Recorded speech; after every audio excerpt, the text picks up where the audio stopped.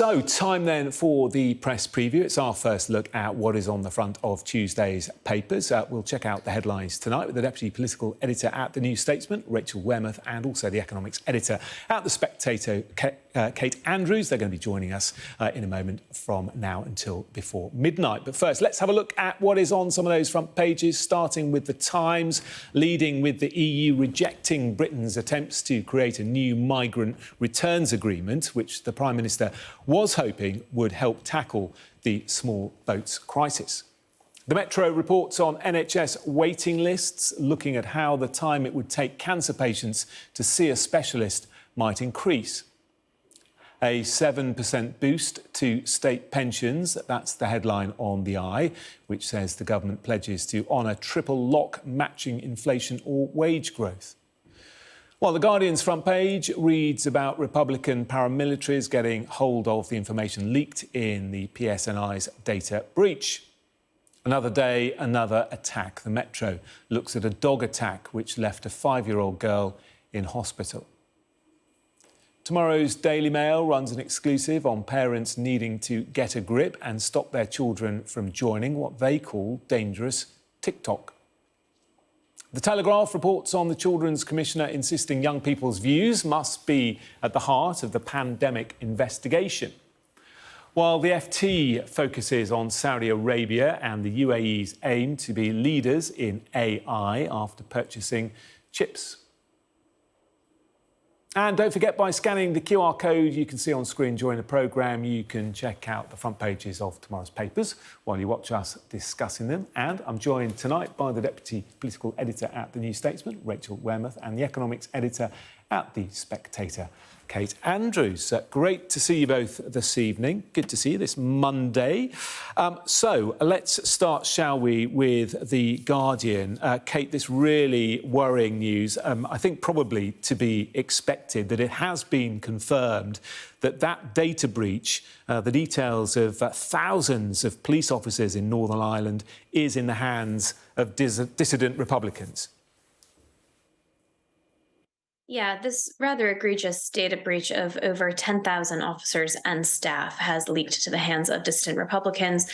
And the front page of The Guardian basically details comments from the force's chief constable and other very senior ranking officers about what they're going to be doing to protect those who have experienced this data breach. The fear, of course, is that it's going to be used to intimidate and target those for political purposes. And this could happen to officers when they're on duty, but also when they're off duty, because so much of their information is now in the public domain. And we've already seen reports of a redacted version of this list being used, being posted up across from certain Sinn Féin offices to suggest that these Republican dissidents have certain pieces of information. Extremely worrying stuff. How this could happen to begin with is rather quite shocking, and what's going to need to be done to protect thousands and thousands of people who now have their information in the public domain is another problem entirely. Yeah, and Rachel, if we needed a reminder of how serious this is, it is, of course, the 25th anniversary, isn't it, of the Omagh bombing, which was carried out by dissident Republicans. That's right, and I think this would be a serious breach in any police force area, but perhaps more than absolutely anywhere in Northern Ireland, where we've seen so much violence in the past. I think, Liam Kelly, who's the chair of the Police Federation there, says, while it's not a surprise that this information has now fallen into the hands of Republican paramilitaries, that he's urging very much vigilance to for officers and staff, because this applies to. This information has been leaked about some 10,000 police and staff. He wants them to vary their routes to work and to just be extra vigilant about how they use their time. Yeah, the Chief Constable, Kate, saying that the force was working round the clock to assess and mitigate the risks, but it's hard to know, how far it needs to go because, as you say, police officers, their families are at risk, and if it's now known where they live, not only where they work, then it could have terrible consequences. Well, you mentioned the key word there, Jonathan, and that's mitigate, because the damage in so many ways has already been done. This information has been leaked, and there is no rolling that back. And so everything that's going to be done now is going to have to be, within the parameters of providing safety and reassurance to those who have their public information out there. And of course, Republican dissidents are naturally at the top of the list at the moment, given the fact that, as I mentioned before, certain political statements are already being made using a redacted version of this list. But anybody could have access to this kind of information in theory, and that is a really horrifying prospect for these officers and the staff members working in the police and for their families. So everything now is as you say, about mitigation, and that is probably going to be a very long and very costly process, because we just simply don't know how long certain kinds of threats may be carried out against these people. Let's move on to the front of the Metro, Rachel. Quite a clever headline from the paper: NHS waiting list crisis, moving targets. This is all about the target for suspected cancer patients to see a specialist within 2 weeks faces being scrapped. That's right. This is supposed to be the start of the government's health week, where it's Steve Barclay, the health secretary, supposedly launching a number of attacks on Labour's health policy, trying to sort of trumpet some of their good policies. And we're seeing on day 2 of Health Week a big row about cancer targets and how some 3 of the 9 that we currently have are going to be dropped. It's worth saying that the NHS is not hitting these targets as it stands, and that comes after the COVID pandemic and after the decade of austerity which preceded the pandemic. So I think this is it's a clever headline, but it's all kind of underlining the failure that the government is presiding over in the NHS. Yeah, Rachel, the NHS is saying that this 2-week goal is outdated because of new diagnostic techniques. What do you think of that as an argument? I think that there's the clinical argument for it, which is the idea is that this streamlines the current set of targets that the NHS currently has, in order to kind of speed up the process theoretically. But I think if you're somebody who's currently worried about potentially having cancer or their relative being potentially ill, it's going to be deeply unreassuring that the government, that the NHS is currently not meeting its targets, and that it's also wanting to drop some of them at the moment. Yeah, Kate, Small Boats Week didn't go particularly well, did it, for the government? How do you think Health Week's going to go? Well, it's another tough week because the NHS is in such an absolute state of crisis. And the government's had problems with these targets for quite some time. Last year, when we were talking about the faster diagnosis standard, in which you should be able to have suspected cancer either ruled out or diagnosed within 28 days, we've really been struggling to hit those targets in the UK. And, you can scrap the targets, you can change the targets, but if you're sitting there worried about a cancer diagnosis, you're going to be fully aware of the weight on your shoulders, and a change in target is not going to make you feel any better. Perhaps one of the most sympathetic arguments for the NHS is that post-pandemic, they simply don't know how many people are going to come forward asking for diagnoses, asking for treatment. Having been asked to stay at home for so long, they're now playing so much catch up. And ideally, you want people coming forward. Of course you do. We want to catch this cancer. We want to treat it. But if you have a lot of people coming forward at once, it makes it increasingly difficult to hit targets. So you can be sympathetic to that while still acknowledging how far behind the NHS and, frankly, the government have fallen when it comes to these targets. And of course, those who suffer are always the patients. And you have people waiting months on end for really necessary treatment. And with the NHS waiting list at a record high of almost 7.6 million now, everybody will know somebody or personally be experiencing themselves what these waiting lists really mean. Absolutely. OK, let's move to the front of the Times. Rachel, we mentioned Small Boats Week. Another 100 migrants were rescued from the Channel today. And there's a story here about the EU rejecting UK attempts to create a new migrant returns agreement. Just outline what this is about.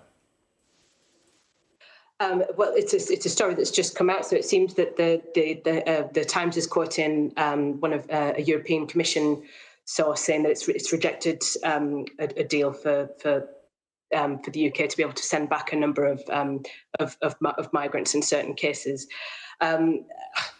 It's kind of new story, so I'm just catching up with it myself. But it seems to be that the EU is rejecting a deal and some kind of attempt for the government to reduce some of the small boats that we're seeing across the channel at the moment. Rachel, I mean, the Small Boats Week began, didn't it, with those migrants being put on the Bibi Stockholm and then being taken off. It ended with that awful tragedy in the Channel. What's your take on progress when it comes to stopping the boats? I think the government's in a really difficult position here. When you kind of take a few steps back, we've so far this year had I think it's something like 15,000 have already crossed the Channel, and that's before we get to the fact that we're about to see some much nicer weather. So the government may have been saved by some extent to just how bad the weather's been, which may have deterred some people. But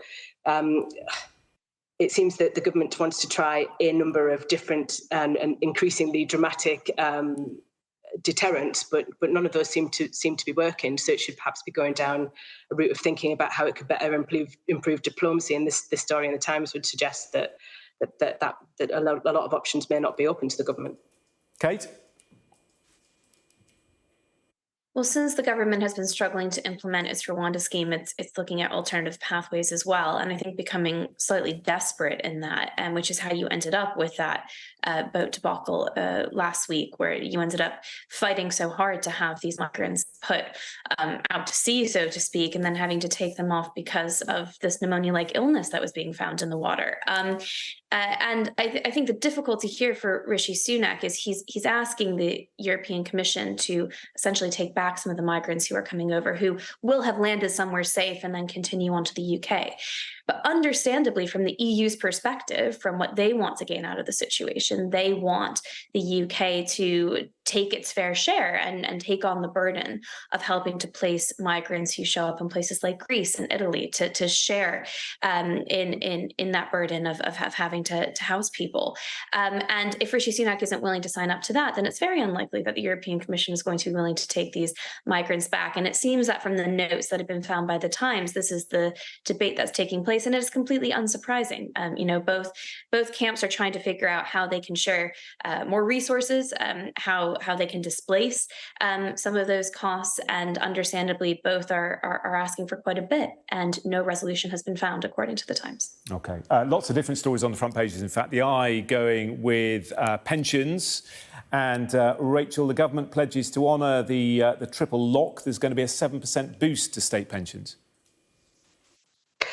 That's right. So the pensions triple lock is a sort of a guarantee to pensioners who are claiming the state pension that the pensions will either rise by, I think it's about 2%. Wage growth or inflation. And inflation is currently around 7% at the moment. So this is that the government's prepared to commit to this, and according to the front page of the Times, that the Labour Party is prepared to commit to it also, would suggest that pensioners are in for quite a hike to their state pensions here. Obviously, the argument always appears like a political one, in that pensioners are more likely to vote. So governments of the day are not likely to ever touch their benefits, but we're having a lot. There's a lot of concern and sort of a lot of warning from economists at the moment that the current trajectory of the state pension is increasingly unaffordable, particularly when there are so many other things that Jeremy Hunt, the Chancellor, would like to pay for. Yeah, the state pension expected to rise to about £218 a week, Kate, as a result of this. Yes, well, this is the great debate when we talk about tax cuts and when we talk about demands for more public spending. It's really hard to offer the former when you're still demanding the latter. And so long as you stick to policies like the triple lock, I think between pensions and the National Health Service, it's really difficult to see a world in which that overall tax burden meaningfully comes down. This is trickier territory right now for the Conservatives because they've brought the tax burden to a post-war high, but it's tricky territory for the Labour Party as well, which has over the past few years also suggested that they think the tax burden is really high, especially on those lower paid workers. But so long as you're going to stick to policies like the triple lock, which are absolutely subsidizing some of the poorest pensioners, roughly a fifth of pensioners are thought to be in poverty, but it's also subsidizing some of the wealthiest people in the country, a fifth of pensioners are thought to be millionaires. And so long as you're going to continue that kind of middle class welfare for that latter group of people I mentioned, it can be really difficult to talk about meaningful tax cuts. OK, interesting stuff. All right, we shall leave it there for the moment. Coming up after the break, the Mail has a message for parents to stop the recent spate of videos encouraging anti-social behaviour. That's next.